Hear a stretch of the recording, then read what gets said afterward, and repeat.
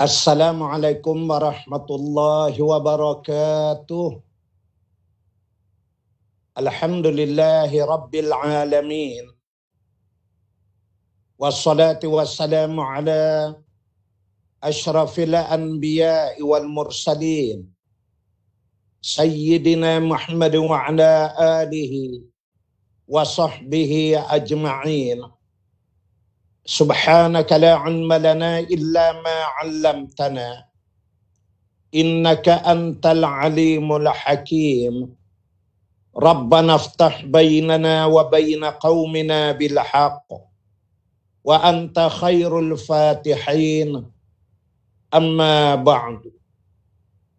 Muslimin dan muslimat, sidang hadirin dan hadirat yang dirahmati Allah sekalian, alhamdulillah wa syukrillah, hari ini kita dapat bertemu kembali bagi menyambung riwayat hidup para sahabat Rasulullah sallallahu alaihi wasallam. Dan untuk petang ini saya akan menceritakan berhubung dengan kisah Abu Ubaidah Amir ibn al-Jarrah radhiyallahu anhu.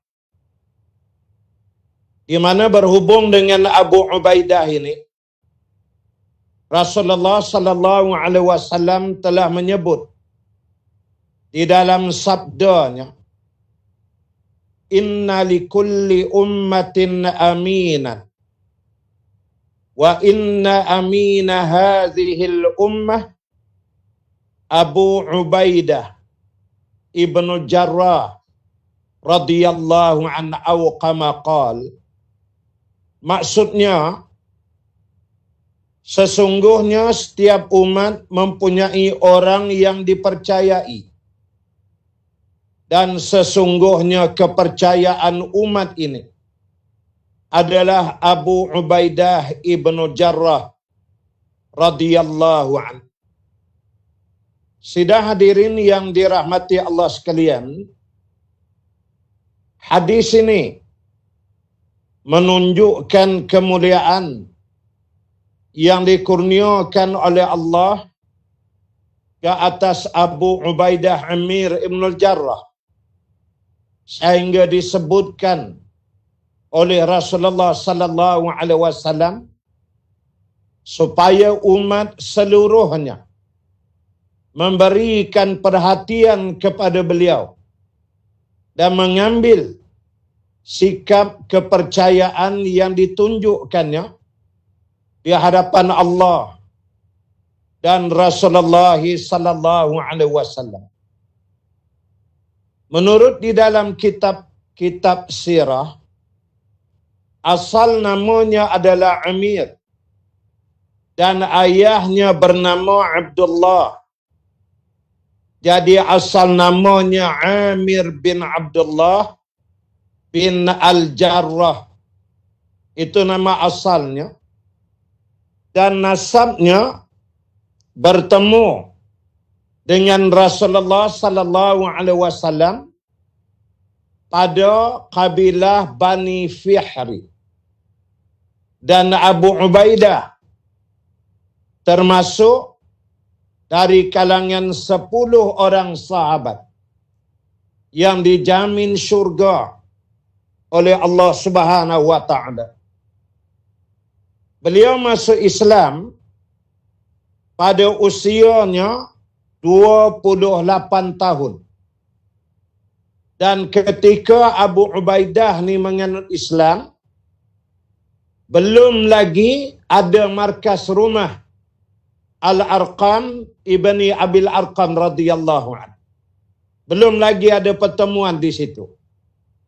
Kerana Abu Ubaidah Amir ibn Jarrah menganut Islam sehari selepas Sayyidina Abu Bakrin As-Siddiq radhiyallahu an menganut Islam. Lalu dia ni baik rapat dengan Sayyidina Abu Bakar. Kemudian Abu Bakar menyatakan, wahai Abu Ubaidah, maukah kamu untuk bersama dengan aku menganut Islam? Lalu Abu Bakar pun menceritakanlah termasuk perihal Rasulullah sallallahu alaihi wasallam.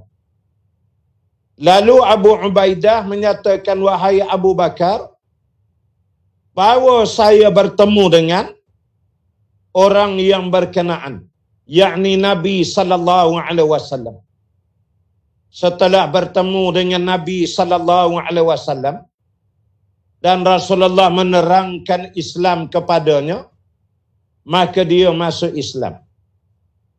Dengan izin Allah Subhanahu wa taala, hasil usaha dia bersama dengan Abu Bakar pada masa itu juga, selang beberapa tempoh masa, mereka mengislamkan Abdullah bin Maz'un radhiyallahu an dan Al-Arqam ibni Abil Arqam radhiyallahu anhum.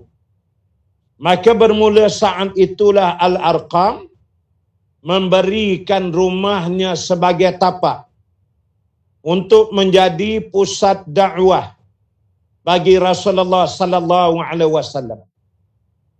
Makanya Al-Arqam ini juga bukan sebarangan sahabat. Seorang yang sangat berani, karena dia memberikan rumahnya pada saat tidak ada sesiapa pun yang berani memberikan rumah ataupun ruang tapak untuk Nabi sallallahu alaihi wasallam berdakwah pada masa itu.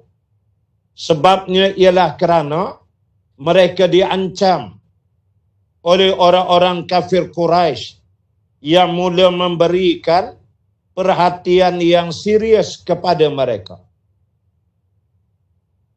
Sahabat yang dirahmati Allah sekalian, Abu Ubaidah radhiyallahu an memiliki perwatakannya yang cantik, gagah, menawan, dan dia memiliki jasad yang siapa memandang akan tertarik.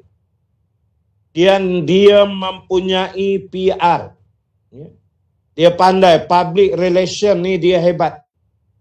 Sehingga kalau dia berbicara, orang mudah memahami pembicaraannya dan bersedia untuk menurut apa yang dikatakan. Disebutkan oleh Amr bin As radhiyallahu anhu bahawasanya kata Amr bin As, di kalangan orang-orang Quraisy ada 3 orang yang apabila mereka bercakap, kamu boleh mempercayainya, segera mempercayainya, menarik untuk mengikutnya, dia tidak akan berbohong, dan apa yang disampaikan adalah kebenaran yang sebenar. Ada 3 orang, kata Amr bin As. Yang pertama, iaitulah Abu Bakrin As-Siddiq radhiyallahu an. Yang kedua, Abu Ubaidah Amir Ibnul Jarrah radhiyallahu anhu. Manakala yang ketiga ialah Sayyidina Utsman bin Affan radhiyallahu anhum ajma'in wa arda. Ini bukanlah bermakna pula sahabat-sahabat radhiyallahu anhum yang lain daripada 3 orang ini tidak boleh dipercayai. Bukan. Tetapi ketiga-tiga orang ini dikurniakan kelebihan itu oleh Allah dan diperkui oleh sahabat yang lain radhiyallahu anhum ajma'in wa arda.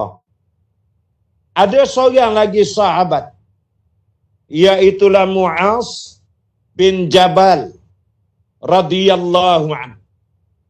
Mu'az menyatakan, demi Allah, aku tidak pernah menemui seorang yang jujur dan bersungguh-sungguh di dalam jihad selain daripada Abu Ubaidah Amir Ibn Jarrah radhiyallahu anhu. Sebabnya menurut ulama, Abu Ubaidah ni berasalnya dia di Mekah. Kemudian dia pergi hijrah ke Habasyah. Masanya di Habasyah, dengar berita ada khabar menyatakan suasana di Mekah dah aman. Dia orang-orang kafir Quraisy menyebarkan propaganda palsu pada masa itu. Dia balik. Lalu dia balik, dia ditentang lagi di kota Mekah. Kemudian Nabi SAW berhijrah menuju ke Madinah. Dia hijrah pula ke Madinatul Munawwarah. Itulah kesungguhan, ketaatan yang ditunjukkannya kepada Nabi SAW. Sidang hadirin yang dirahmati Allah sekalian, kalau kita membaca akan sirah Rasulullah SAW, kita akan menemui kisah berhubung dengan ulama-ulama, yakni ahli kitab yang datang daripada wilayah Najran. Jumlah mereka lebih kurang 12 orang. Mereka ni datang daripada Najran dan mereka ni ahli kitab, tok alim di kalangan Yahudi Nasara. Mereka memahami Taurat, mereka memahami Injil, dan mereka mengetahui akan kedatangan Rasulullah sallallahu alaihi wasallam sebagai seorang nabi rasul akhir zaman. Lalu ketika mereka datang, mereka melihat sahaja Nabi sallallahu alaihi wasallam, mereka masuk Islam.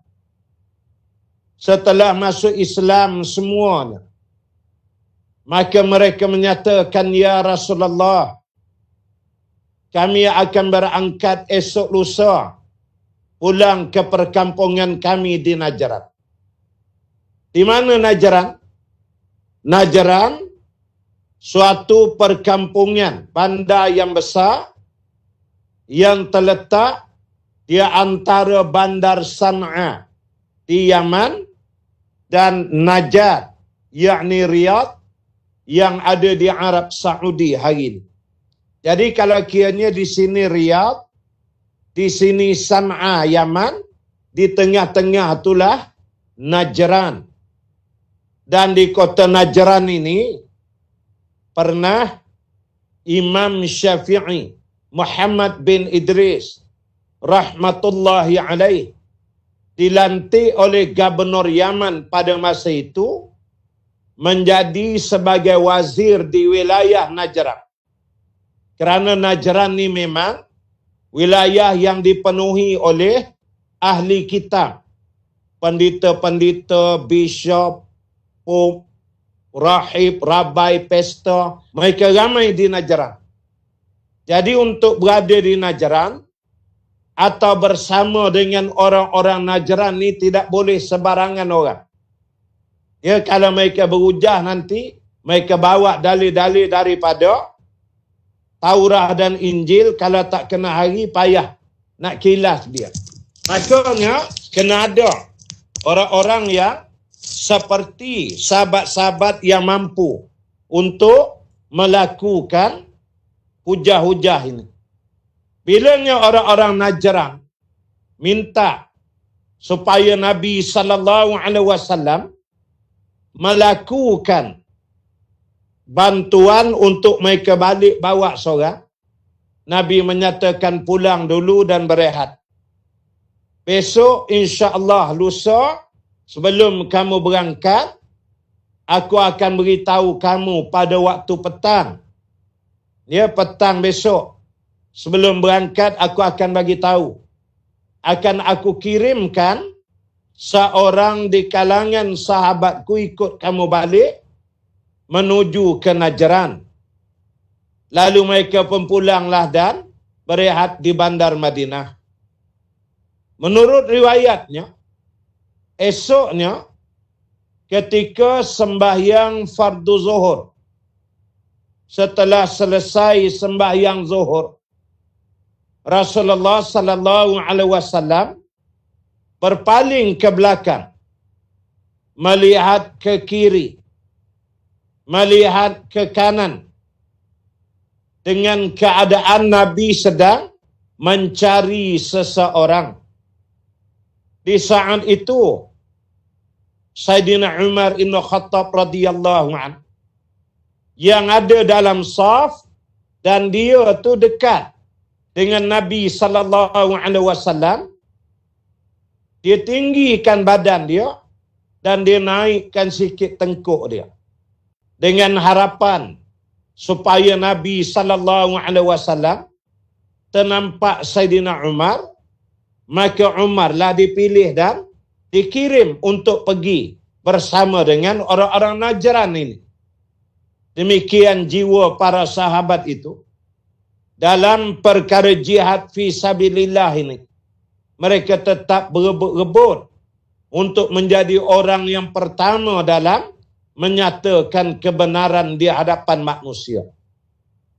Tiba-tiba Nabi sallallahu alaihi wasallam yang dalam keadaan mencari-cari itu tak nampak Abu Ubaidah Amir Ibn Jarrah. Menurut riwayatnya dia berada jauh di belakang, dia menyorok kerana tawaduk dia. Lalu Rasulullah tanya, di mana Abu Ubaidah? Lalu sahabat-sahabat pun menunjukkan, dan Rasulullah kata panggil dia datang ke sini. Lalu Abu Ubaidah Ibnul Jarrah radhiyallahu an bangun, duduk dengan penuh hormat di hadapan Nabi, dan Nabi sallallahu alaihi wasallam menyatakan, wahai Abu Ubaidah, sesungguhnya aku memilih kamu untuk pergi mengiringi besok akan kabilah daripada Najran. Mereka menyatakan kepada aku mereka perlu seorang juru tunjuk, dan mereka memerlukan kamu sebagai seorang hakim untuk mengadili kepelbagaian perkara yang terjadi di antara mereka sesama mereka berdasarkan kitabullah. Oleh kerana itu aku memilihmu, wahai Abu Ubaidah, bercakap benarlah di hadapan mereka. Berilah tunjuk ajar yang baik kepada mereka, dan raikanlah kebaikan yang mereka lakukan. Sesungguhnya kamu, wahai Abu Ubaidah, kamu adalah pemegang amanah bagi umat ini. Di mana menurut para ulama, Sayyidina Umar Ibn Khattab radhiyallahu anhu, asal sebelum tadi dia naikkan sikit kepala dia biar Nabi nampak tu, menurut riwayatnya bukan Umar nak pergi Najran sangat, tidak. Tapi Sayyidina Umar nak tahu siapa dia yang Nabi nak pilih, yang dianggap sebagai pemimpin bagi umat tu. Tiba-tiba yang terpilih ialah Abu Ubaidah Amir Ibn Jarrah radhiyallahu anhu. Lalu pernah Sayyidina Umar menyatakan, demi Allah, sesungguhnya kami para sahabat mengetahui bahawa Rasulullah sallallahu alaihi wasallam adalah manusia yang mengasihi kami semua. Tetapi mulai daripada kemarin, aku tahu bahawa Abu Ubaidah Amir Ibn Jarrah radhiyallahu anhu dikurniakan kelebihan oleh Allah sehingga dia dipilih oleh Rasulullah sallallahu alaihi wasallam untuk melakukan bersama dengan rombongan daripada Najran yang berkenaan.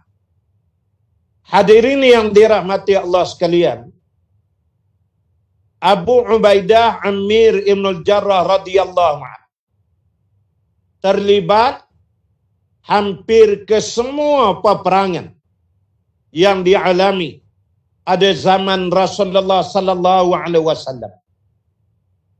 Peperangan pertama yang diharunginya ialah peperangan Badar. Dan bagaimana ada peristiwa menarik yang terjadi pada hari peperangan Badar itu. Bagaimana ketika berkecamuknya peperangan, Abu Ubaidah Ammir Ibn Jarrah radhiyallahu anhu mengempuh musuh dengan sesungguh-sungguh hatinya. Sehingga dikatakan ramai di kalangan orang-orang Mekah tidak berani berhadapan dengannya. Karena mereka tahu kalau mereka berdada dengan Abu Ubaidah pasti mereka akan ditewaskan. Karena Abu Ubaidah ni seorang yang sangat gagah di medan perang. Tetapi dalam masa yang sama, Abu Ubaidah juga menyadari bahawa dia sedang diintip, diekori dan diburu oleh ayahnya sendiri. Di tengah-tengah medan perang Badar ini. Dia tahu ayah dia cari kerana ayahnya nak membunuhnya.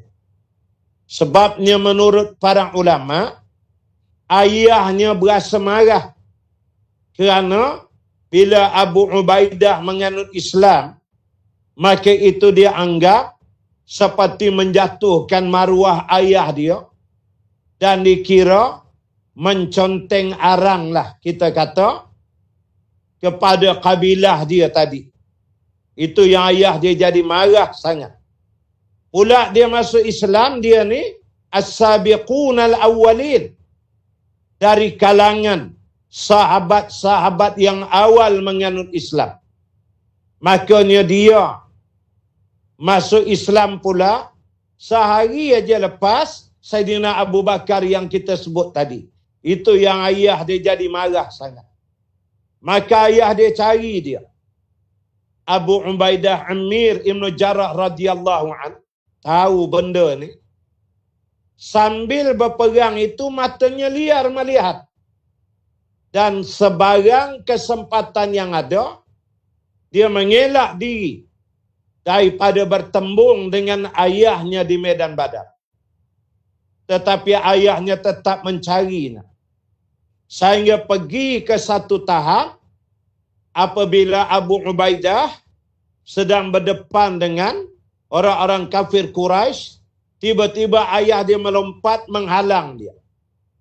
Apabila dia melihat ayahnya bersungguh-sungguh mau menghalang dia, maka Abu Ubaidah pun menghadap ayahnya. Berlakulah pertarungan sehingga dia berjaya membunuh ayahnya dalam peristiwa peperangan Badar yang berkenaan.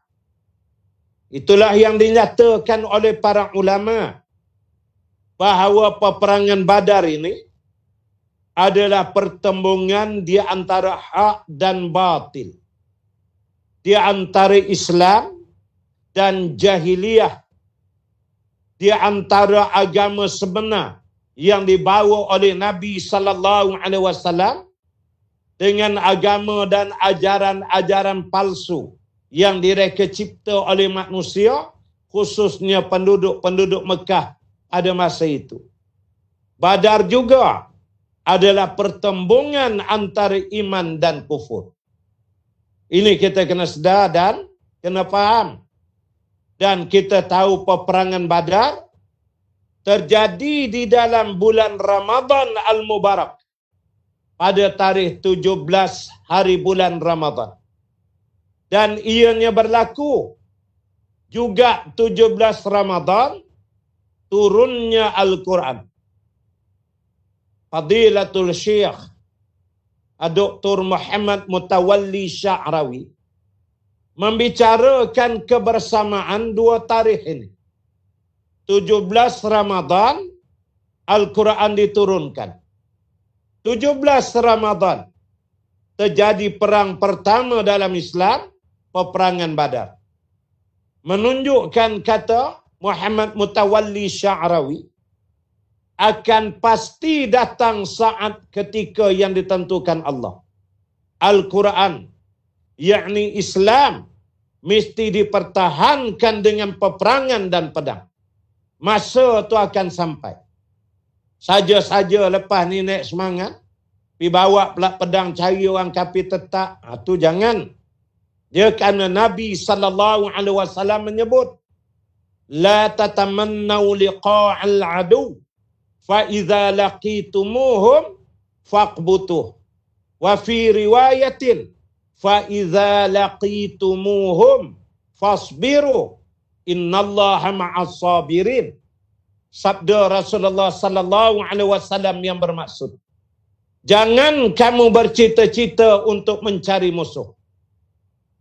Jangan kamu bercita-cita mencari musuh. Tapi jika sekiranya kamu terpaksa bertemu dengan musuh, maka kamu hendaklah tetap jangan berganjak. Di dalam riwayat yang lain, Rasulullah sallallahu alaihi wasallam menyatakan, jika sekiranya kamu terpaksa bertemu dengan musuh, maka bersabarlah kamu. Sesungguhnya Allah bersama dengan orang-orang yang sabar. Jadi ketika saat itu Allah yang menentukan. Pasti datang suasana yang Allah tentukan. Islam, Al-Quran, nubuah mesti dipertahankan dengan darah dan nyawa umat. Ini yang berlaku di Palestin. Ini yang berlaku di Bosnia Herzegovina satu masa dulu. Ini yang terjadi di Afghanistan, di selatan Patani dan sebagainya. Hadirin yang dirahmati Allah sekalian, itulah dia iman para sahabat radhiyallahu anhum, di mana iman mereka memerangi akan kufar secara jelas. Tidak kira siapa di sebelah sana. Pernah ketika sallallahu alaihi wasallam mengajar akan seorang badui untuk masuk Islam, Nabi sallallahu alaihi wasallam menyatakan, "Qul amantu billah summa istaqim." Katakanlah, aku beriman kepada Allah, kemudian istiqamahlah kamu. Dan pernah bila ditanya kepada Nabi sallallahu alaihi wasallam, apakah yang kamu bawa wahai Muhammad? Rasulullah sallallahu alaihi wasallam menyebut, aku membawa kalimatul haq, kalimatul tayyibah, la ilaha illallah, Muhammadur Rasulullah. Tiba-tiba badui yang buta huruf menyatakan, izan yuharibu arabiyat wal ajam. Jaga-jaga wahai Muhammad, nanti kamu akan diperangi oleh orang Arab dan orang yang bukan Arab. Menunjukkan bahawasanya apabila kita betul di atas dasar Islam, apabila kita betul-betul menggigit dan pegang Islam ini, jadikan sebagai landasan perjuangan, di sana pasti akan ada penentangan yang tidak putus daripada golongan-golongan kufar dan munafik, golongan-golongan Yahudi dan Nasara, Kristian evangelis dan sebagainya. Mereka tidak akan senang dengan Islam dan kemenangan yang dijanjikan oleh Allah Subhanahu wa taala. Sidang hadirin yang dirahmati Allah sekalian, sesungguhnya Allah meraihkan sikap yang ditunjukkan oleh Abu Ubaidah Amir Ibn Jarrah radhiyallahu an melalui peristiwa peperangan Badar itu, sehingga Allah Ta'ala menurunkan akan firman-Nya. Ayat 22 suratul Mujadalah. A'udzu billahi minasyaitonir rajim. La tajidu qauman yu'minuna billahi wal yawmil akhir yuwadduna man haddallaha wa rasulah walau kanu aba'ahum aw abna'ahum aw ikhwanahum aw ashiratahum ulaika kataba fi qulubihimul iman wa ayyadahum biruhim min wa yudkhiluhum jannatin tajri min tahtihal anhar khalidina fiha radhiyallahu anhum wa radu an ulaika hizbullah ala inna hizballahi humul muflihun. Maksudnya, sesungguhnya engkau tidak akan dapati sesuatu kaum yang beriman kepada Allah dan hari akhirat untuk mereka melakukan kasih mesra, yakni berkasih sayang dengan orang-orang yang menentang perintah Allah dan Rasulnya. Sekalipun orang-orang yang menentang itu ialah bapa-bapa mereka, atau anak-anak mereka, atau saudara-saudara mereka, atau keluarga mereka. Mereka yang setia beriman itu, Allah telah menetapkan iman dalam hati mereka dan telah menguatkan mereka dengan semangat pertolongan daripadanya. Dan dia akan memasukkan mereka ke dalam syurga yang mengalir di bawahnya beberapa sungai. Mereka tetap kekal di dalamnya. Allah redha akan mereka dan mereka redha serta bersyukur kepadanya. Di atas nikmat pemberiannya, mereka lah penyokong-penyokong agama Allah. Mereka lah pasukan Allah. Ketahuilah sesungguhnya parti Allah itu, yakni pasukan yang menyokong agama Allah itu, itulah orang-orang yang berjaya. Saya ulang kembali ayat 22 Suratul Mujadalah. Ini Allah ra'ikan Abu Ubaidah Amir Ibn Jarrah radhiyallahu an dalam peperangan Badar. Netizen, para hadirin dan hadirat yang dirahmati Allah sekalian, Abu Ubaidah Amir Ibn Jarrah juga terlibat dalam peristiwa peperangan Uhud. Saya ringkaskan sahaja. Apabila terjadinya serangan mengejut oleh pihak kufar musyrikin, di mana kita tahu peperangan Uhud, asal jumlah tentera Islam 1,000 orang. Namun dalam perjalanan menuju ke Uhud, Abdullah bin Ubay bin Salul, bapa munafik di Madinah, telah menghasut pasukan Islam sehingga 350 orang dari kalangan mereka, sahabat, berpatah balik ke pusat bandar Madinah. Oleh karena itu jangan pelik, dalam kita berjuang Islam ini, tiba-tiba ada yang lompat keluar meninggalkan perjuangan. Ini perkara biasa dalam perjuangan. Kita yang ada mesti istiqamah meneruskan perjuangan sehingga meraih kemenangan. Satu antara dua, imma nasrullah wa imma syahadah. Sama ada kita menang dengan pertolongan Allah ataupun kita gugur syahid di dalam mendapatkan kemenangan itu. Di mana dalam peperangan Uhud 650 orang tentera Islam berhadapan dengan 3,000 kufar musyrikin. Ringkas ceritanya, bila pasukan pemanah turun, Khalid Ibn Walid radhiyallahu an yang belum menganut Islam masa itu berjaya menguasai Jabal Rumah, yakni bukit pemanah yang strategi. Masa itulah terjadi serangan yang dahsyat. Dan Abu Amir Ar-Rahib, ini seorang alim di Madinah di kalangan Yahudi, telah menggali satu lubang untuk menjadi perangkap kepada Nabi sallallahu alaihi wasallam. Sehingga akhirnya Nabi terperosok jatuh ke dalam lubang yang berkenaan. Kemudian pada masa itulah sampai tahap pedang musuh boleh sampai ke pipi Rasulullah sallallahu alaihi wasallam. Di antara yang terjadi banyak kisahnya, saya ambil yang berkait dengan Abu Ubaidah Ibnul Jarrah radhiyallahu anhu. Di antara yang terjadi ialah pihak musuh telah melepaskan anak panah kepada Nabi sallallahu alaihi wasallam.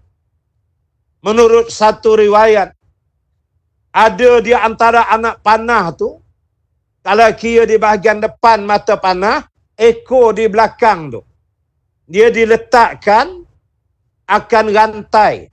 Dia lebih kurang 2 jengkal begitu. Lalu mereka panah, terkena yang tu di pipi Rasulullah antaranya. Bila terkena pada pipi Nabi sallallahu alaihi wasallam, makanya dia tembus dan anak panah tu terbuai. Itu menjadikan sakit karena adanya cin. Ya, mata-mata rantai itu bergantung dan terlekat di dalam daging pipi Nabi sallallahu alaihi wasallam. Pada masa itulah darah mencurah keluar. Ada sahabat yang menghirupnya. Ada sahabat yang menjilatnya. Sehingga Nabi sallallahu alaihi wasallam menyebut, barang siapa yang darahku bersentuh dengan darahnya, maka diharamkan jasadnya daripada bakaran api neraka. Ini dia. Abu Ubaidah Amir Ibn Jarrah radhiyallahu anhu melihatkan Nabi begitu, dia melompat pergi. Kemudian dia menggigit akan rantai besi yang ada pada wajah Nabi yang mulia sallallahu alaihi wasallam. Dia gigit kali pertama, patah gigi dia. Dia gigit kali kedua, patah giginya. Hanya gigitan ketiga lah baru tertanggal rantai besi itu. Dan dia selamatkan Nabi dari kesakitan yang amat sangat pada waktu itu. Patah 2 gigi nak.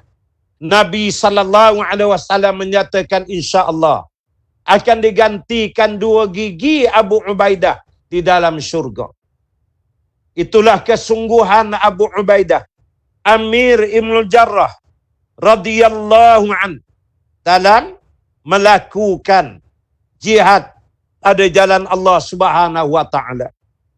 Sidang hadirin yang dirahmati Allah sekalian, saya mengambil lagi beberapa kisah berhubung dengan Abu Ubaidah ini. Di sana ada satu peristiwa dinamakan Junubul Kabad.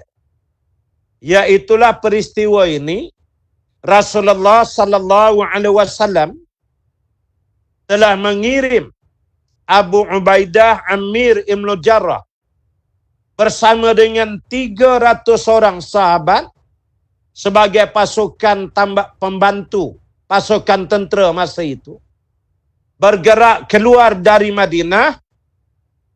Mereka ni kena petrol, dia kena bergerak jalan, bukan tunggu di mana-mana, bukan nak buat ambush. Dia kena bergerak jalan round, macam buat kawalan di sempadan, tapi jauh. Nabi perintahkan keluar daripada Madinah.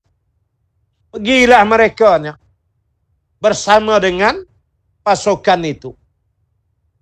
Mereka berpusing di merata tempat di seluruh padang pasir yang ada.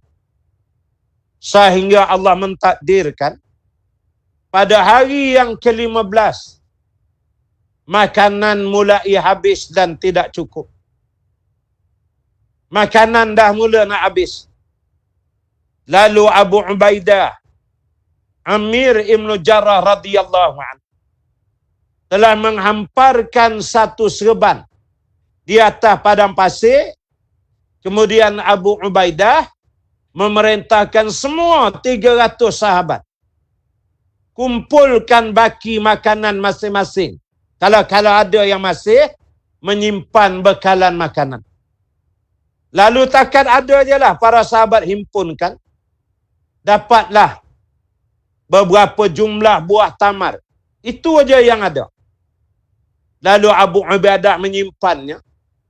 Dan mulai daripada saat itu, mereka terus bergerak dengan tiap-tiap pagi selepas daripada solat subuh. Abu Ubaidah radhiyallahu an memberikan setiap pasukan tentera seorang sebiji aja buah tamar untuk dimakan sehari. Nanti akan dapat sebiji lagi pagi esok lepas solat subuh. Bayangkan ibu-ibu, ayah-ayah, hadirin hadirat, muslimin muslimat, para netizen yang dirahmati Allah. Bagaimana pengorbanan jihad para sahabat. Kitanya buka puasa kemarin 2-3 hari ni, dan petang ni agak-agak sekali kaut berapa biji buah tamar berbuka. Ini. Sebab itulah kalau kita memegang buah tamar, sekurang-kurangnya mulai hari ni, pegang aja, bila melihat buah tamar, kenangkanlah para sahabat radhiyallahu anhum bagaimana jihad yang telah mereka lakukan sehingga memungkinkan Islam itu sampai kepada kita pada hari ini. Masya Allah, tabarakallah. Hadirin sekalian, walaupun kiranya dicatu, sehingga bila habis peristiwa tu, ada sahabat lain tanya kepada salah seorang di antara sahabat tu, macam mana antum semua masa tu makan sebiji buah kurma, lepas tu air seteguk seorang aja, tak boleh lebih. Tapi macam mana boleh kenyang sehari? Kata sahabat yang terlibat, entah, kata dia. Kalau kita lah, entah, tak tahulah. Tiba rasa kenyang elok sehari. Tapi esok dah subuh dah lapar pula, kata dia. Akhirnya pergi kepada tahap makanan habis. Abu Ubaidah dan 300 tentera tak boleh berbuat apa-apa. Lalu mereka berdoa kepada Allah Subhanahu wa taala. Di sinilah peranan solat hajat. Oleh kerana itu kita yang dalam suasana berpuasa bulan Ramadan yang penuh keberkatan ini, sambil bersahur kita buat solat tahajud, solat hajat. Jangan lupa berdoa minta Allah angkat musibah wabak COVID ini. Dan minta supaya kita tertemu dengan Lailatul Qadar yang penuh keberkatan itu. Lalu setelah berdoa, mereka bertawakal kepada Allah dan meneruskan gerakan mereka sebagaimana yang diperintah oleh Rasulullah sallallahu alaihi wasallam. Bergeraklah mereka, berjalanlah dengan takdir Allah. Tiba-tiba mereka tertemu dengan laut. Mereka berada di persisiran pantai di sebuah laut. Dan mereka dapati tiba-tiba datang seekor ikan yang besar. Ikan ni macam jinak dia. Lalu sahabat pun tak tunggu, tangkap. Dan mulai daripada hari itu, mereka memakan ikan yang berkenaan. Dia jadi dapat sumber protein diberikan oleh Allah Subhanahu wa taala. Dan mereka makan ikan tu tak habis selama 18 hari. Bayangkan bersama 300 orang makan ikan tu tiap-tiap hari 18 hari. Hari yang ke-19 ke-20 mereka sudah berada kembali di Madinatul Munawwarah dan dikatakan bahawa mereka bawa lagi baki ikan itu masih elok dan mereka berikan kepada Rasulullah sallallahu alaihi wasallam. Hadirin sekalian, berjihadlah, berkorbanlah untuk agama ni dengan penuh yakin. Karena Allah Ta'ala berjanji akan memberikan rezeki bagi orang-orang yang berjihad. Janji Allah pasti berlaku. Innaka la tukhliful mi'ad. Berpalinglah ke belakang dan lihat sejarah. Orang-orang yang berjihad, tidaklah ada mereka yang berjihad melainkan dikurniakan rezeki yang luar biasa. berbagai-bagai bentuk yang tidak mampu difikirkan oleh akal manusia. Sidang hadirin yang dirahmati Allah sekalian, bagaimana sampailah satu saat ketikanya Rasulullah sallallahu alaihi wasallam wafat. Pada hari Rasulullah wafat itu, para sahabat sebahagian besarnya pergi berhimpun di balai Bani Sa'idah, bermesyuarat bagi melantik seorang khalifah untuk menjadi galang ganti, menyambung kepimpinan politik qiyadah ar-Rasul, yakni kepimpinan Rasulullah sallallahu alaihi wasallam dalam menegakkan politik Islam. Ramai sahabat yang tidak hadir dalam mesyuarat yang berkenaan dan mereka memandikan jenazah Rasulullah adalah sahabat-sahabat yang lain.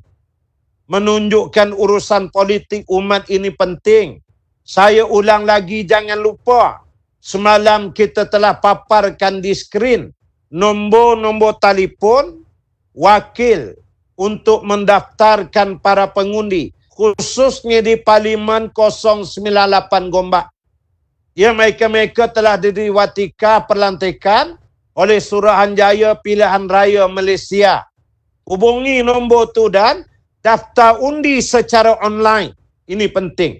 Ya, kerana ini adalah sunnah Rasul dan ini sabit dengan asar sahabah radhiyallahu anhum ajma'in wa arda.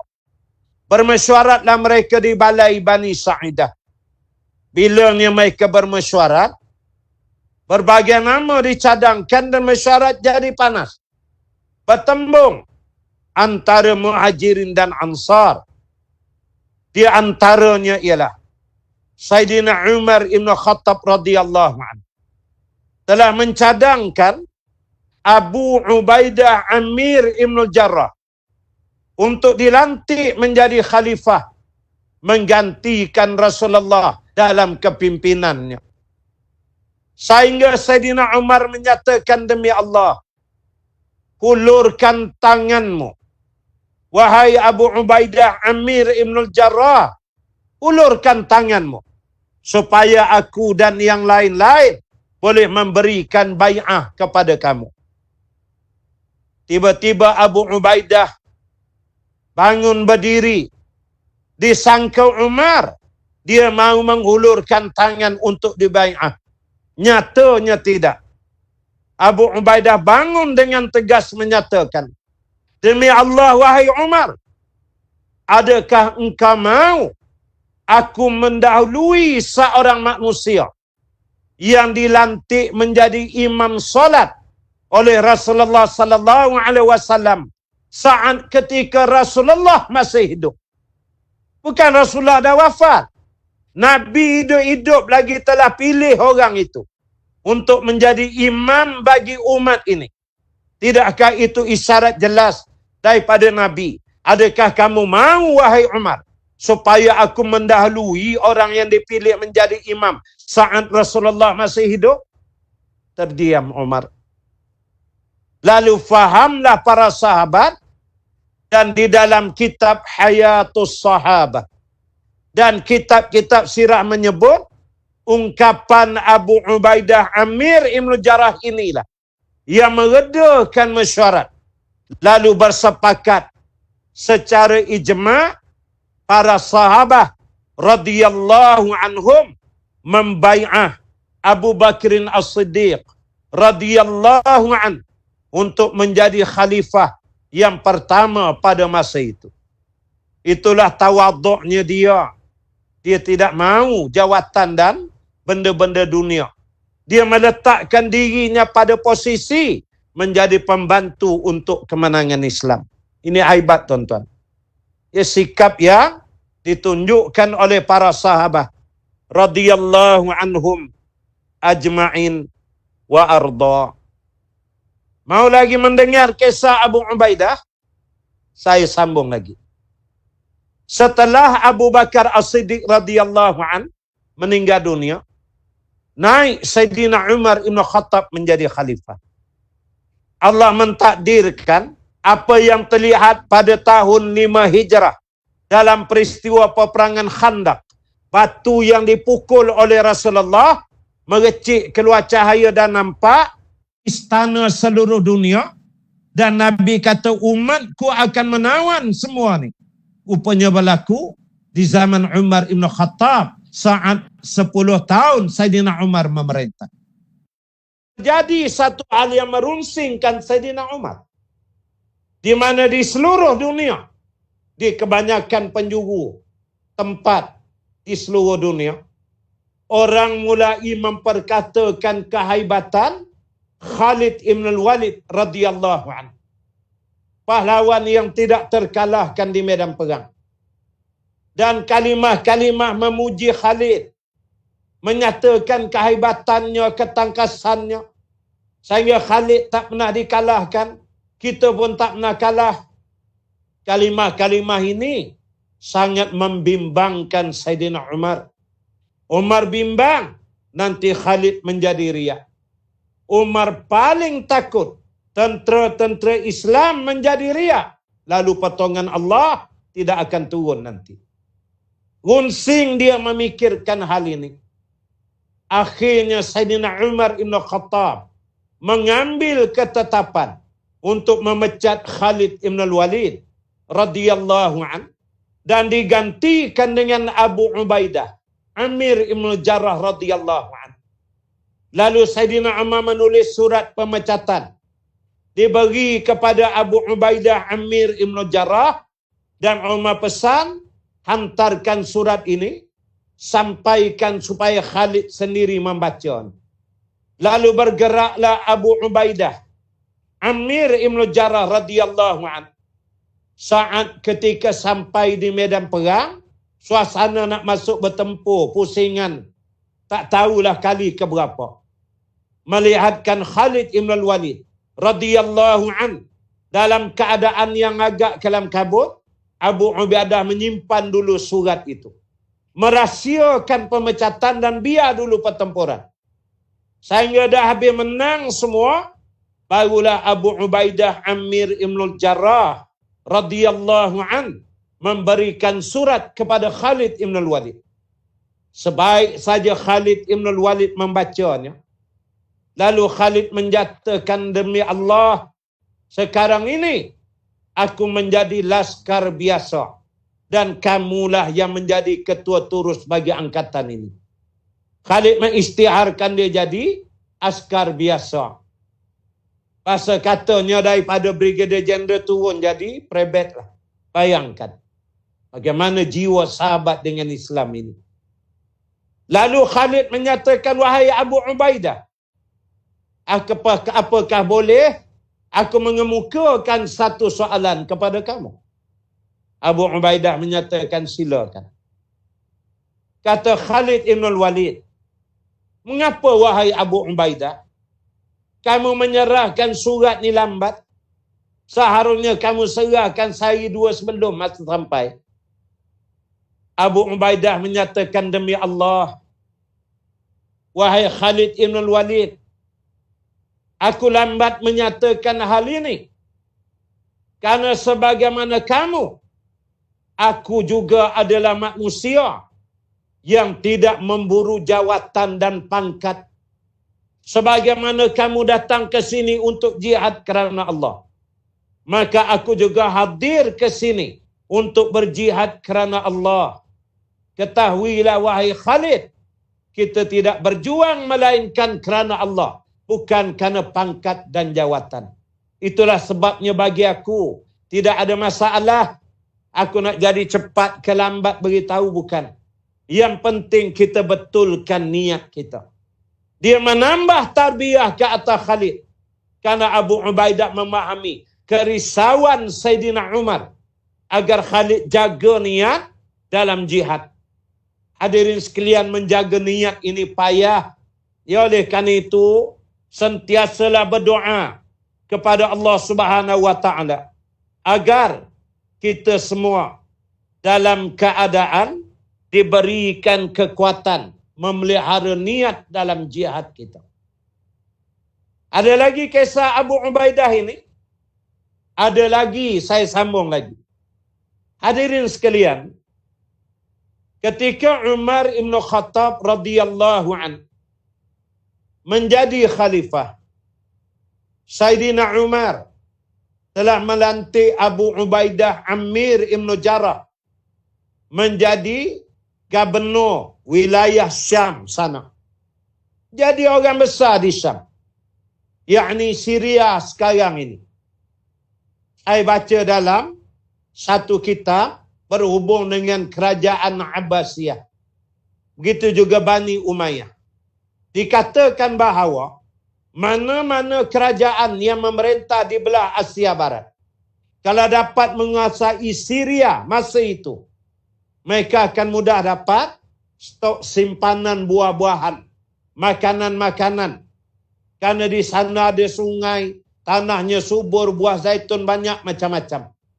Baik itu Syria, ya Damaskus, apa semua, Dimashq.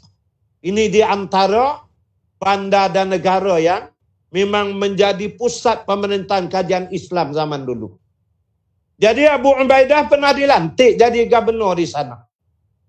Sehinggalah satu hari Sayyidina Umar Ibn Khattab radhiyallahu anhu terasa rindu dengan Abu Ubaidah dan mengutus surat kepadanya menyatakan, aku ingin datang menziarahimu dan ingin menziarahi kediamanmu. Lalu Abu Ubaidah pun tak boleh buat apa. Dia pun tunggu Sayyidina Umar jauh daripada kawasan rumahnya. Jauh lagi sebelum tempat nak masuk, dia dah tunggu. Lalu Sayyidina Umar kehairanan. Sayyidina Umar tanya, mengapa kamu menantiku di sini, wahai Abu Ubaidah?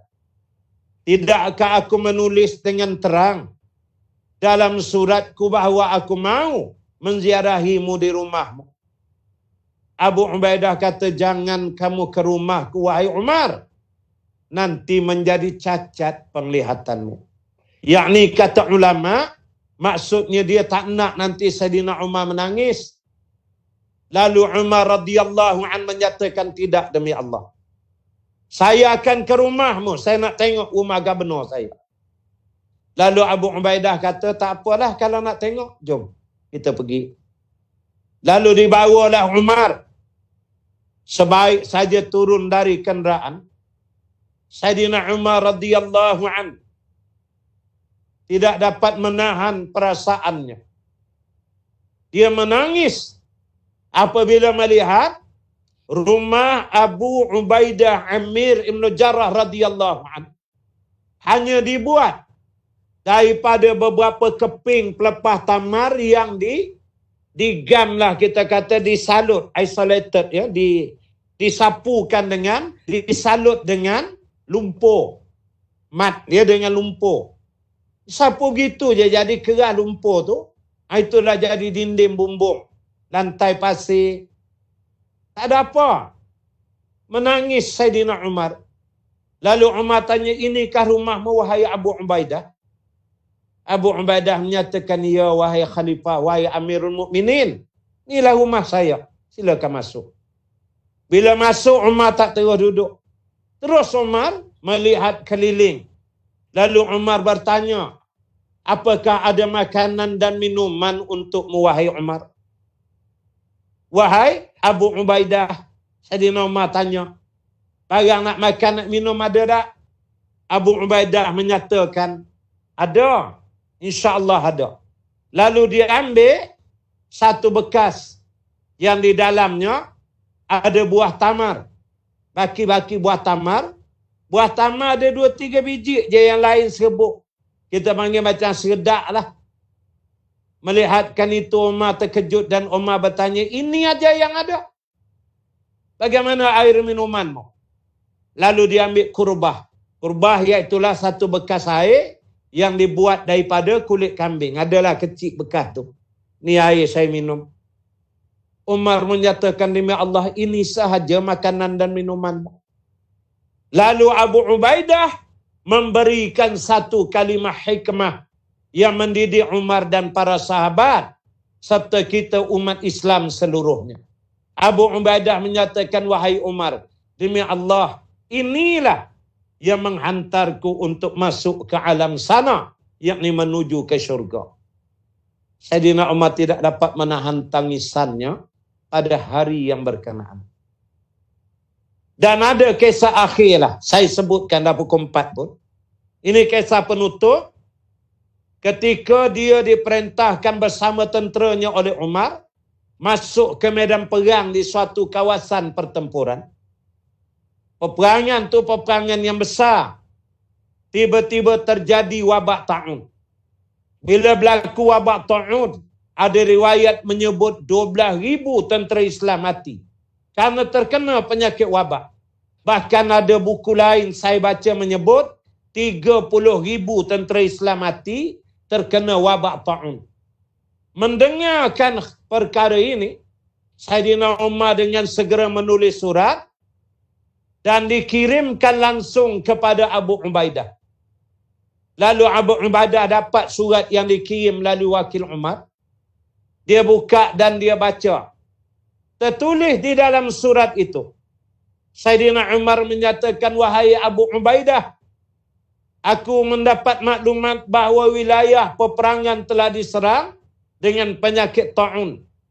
Sekiranya suratku ini sampai ke tanganmu pada waktu siang, jangan kamu menunggu malam. Hendaklah kamu keluar meninggalkan wilayah ini.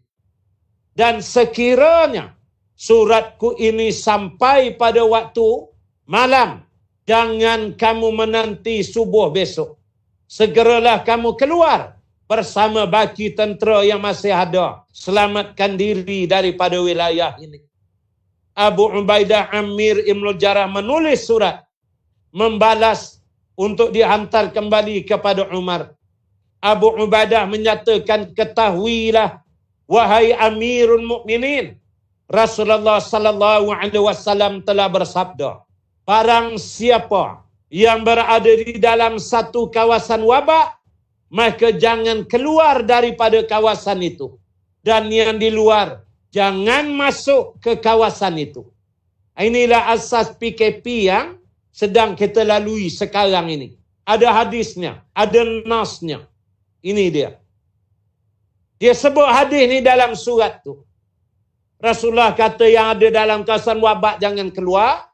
Yang di luar jangan masuk kawasan wabak. Ketahuilah wahai Umar, sesungguhnya hadis Rasulullah mengatasi akan kalimahmu sebagai seorang Amirul Mukminin. Aku mohon ampun kerana Allah di hadapanmu dalam surat ini, wahai Umar. Seluruh hidupku aku patuh kepada arahanmu. Tetapi tidak untuk kali ini. Aku akan mengingkari arahanmu. Assalamualaikum warahmatullahi wabarakatuh. Itulah yang tertulis dalam surat yang dibalas oleh Abu Ubaidah. Sebaik saja Sayyidina Umar membaca surat itu, dia lipat dia surat, dia meraung menangis. Dia tahu Abu Ubaidah memilih untuk syahid di medan perang. Dia tak kembali. Lalu sahabat yang ada di keliling Umar bertanya, apakah Abu Ubaidah telah meninggal dunia, wahai Umar? Lalu Umar radhiyallahu an menyatakan, demi Allah, Abu Ubaidah belum lagi meninggal dunia. Tetapi dia akan meninggal dunia sedikit hari lagi. Beberapa hari tidak lama selepas itu, Umar radhiyallahu an menerima perkhabaran bahawasanya Abu Ubaidah radhiyallahu an telah pun mati syahid. Dia meninggal dunia di medan perang. Dan diceritakan oleh Mu'az bin Jabal radhiyallahu an yang sempat menyembahyangkan jenazahnya. Mu'az menyatakan ketika dia nazak, dia mengumpulkan ketua-ketua tentera dan dia minta sampaikan amanatnya yang terakhir. Apa kata Abu Ubaidah Amir Ibnul Jarrah? Beliau menyatakan, wahai seluruh pasukan tentera, walaupun kamu merasakan kamu gagah, dan walaupun dunia akan memberikan tambahan 1000 tahun umur untuk kehidupanmu, percayalah demi Allah, kematian akan mendatangi kamu. Sesudah itu dia meninggal dunia. Itulah pesanan akhirnya kepada seluruh umat Islam. Dan Umar menangis semau-maunya apabila mengetahui akan kematian dia. Dan bagaimana berkata Umar radhiyallahu an, demi Allah, seandainya Abu Ubaidah radhiyallahu an masih hidup, nescaya aku akan melantiknya menjadi khalifah, menggantikan aku tanpa permesyuaratan. Itulah dia sekelumit kisah sahabat yang mulia Abu Ubaidah Amir Ibn Jarrah radhiyallahu an. Dan esok jam 3 petang kita akan membicarakan kisah sahabat lain yang mulia radhiyallahu an, yaitu Abdullah bin Ummil Maktum radhiyallahu an. Dan jangan lupa untuk like and share. Dan terima kasih pada semua.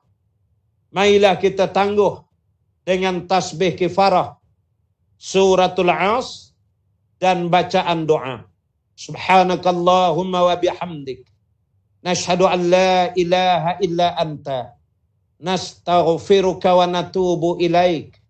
Bismillahirrahmanirrahim. Wal 'asr, innal insana lafi khusr, illa alladhina amanu wa 'amilus solihat wa tawasaw bil haqq wa tawasaw bis sabr. A'udzu billahi minasy syaithanir rajim. Bismillahirrahmanirrahim. Alhamdulillahi rabbil alamin. Wassalatu wassalamu ala asyrafil anbiya'i wal mursalin, sayyidina Muhammad wa ala alihi wa sahbihi ajma'in. Allahumma nawwir bil ilmi qulubana wasta'mil bi ta'atika abdadana wa khallis minal fitani wal mihni asrarana washghal bil i'tibari afkarana wa qina syarra wasawis syaitan wa ajirna minhu ya rahman hatta la yakuna lahu alaina sultan birahmatika ya arhamar rahimin. Allahumma inna nas'aluka ridhaka wal jannah wa na'udzu bika min sakhatika wan nar.